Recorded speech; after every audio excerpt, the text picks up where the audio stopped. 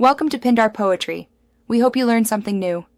You start by choosing a VPN that supports router installation and low latency. This protects your Warzone connection. Once done, check your router firmware. Only routers with OpenVPN or WireGuard client support will route Xbox traffic. Make sure you have the account username, password, and config files or often file on a USB drive. If your router lacks client support, you can use a secondary router or set up VPN on a PC as a hotspot. This is faster than swapping consoles.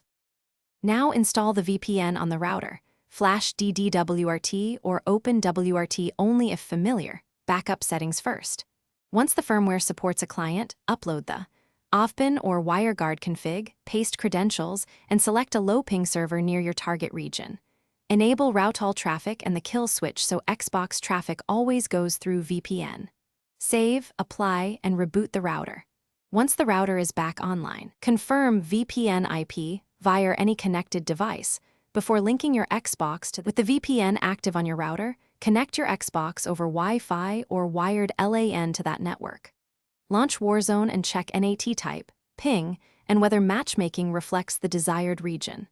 If you see high latency or NAT issues, restart the router and Xbox, then try a different nearby VPN server. Also check MTU and DNS settings on the router if packets drop. If problems persist, temporarily disable the kill switch to isolate the issue, then re-enable once resolved. Thanks for watching. Consider subscribing if we helped you.